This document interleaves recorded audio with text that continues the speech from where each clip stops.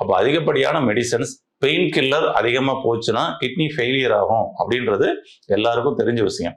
ஆனால் rheumatoid arthritis patient அதிகமாக pain killer medicines தான் எடுக்கக்கூடிய ஒரு சூழல் இன்னைக்கு இருக்குது. இப்போ இதுல இருந்து மீண்டு வருவதற்கான அவர்களுக்கான வாய்ப்புகள் இருக்குதானா? நிச்சயமா இருக்கு.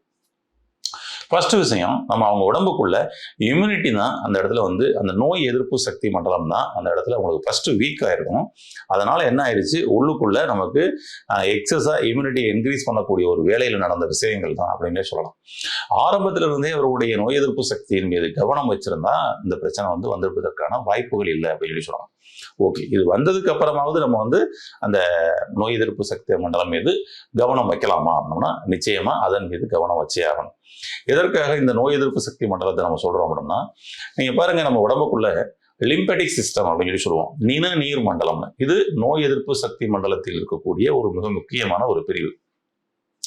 நிணநீர் மண்டலம் அப்படின்றது அவர் தான் நம்மளுக்கு உடலை பாதுகாக்கக்கூடிய பாதுகாப்பு இராணுவ வீரர்கள் போல. இந்த இராணுவ வீரர்கள் நமக்கு எங்க இருப்பாங்க? நாட்டினுடைய எல்லை பகுதிகளில் முழுவதுமே இருப்பாங்க.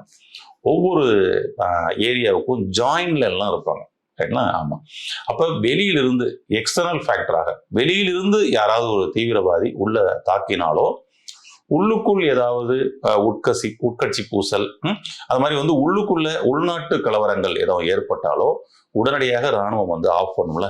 அது மாதிரி நம்ம உடம்புக்குள்ள எல்லா ஜாயின்ஸ்லையும், இந்த போன் ஜாயின்ஸுகள்ல எல்லா இடத்துலையுமே லிம்ப் நோட்ஸ் அப்படின்னு சொல்லி இருக்கும்.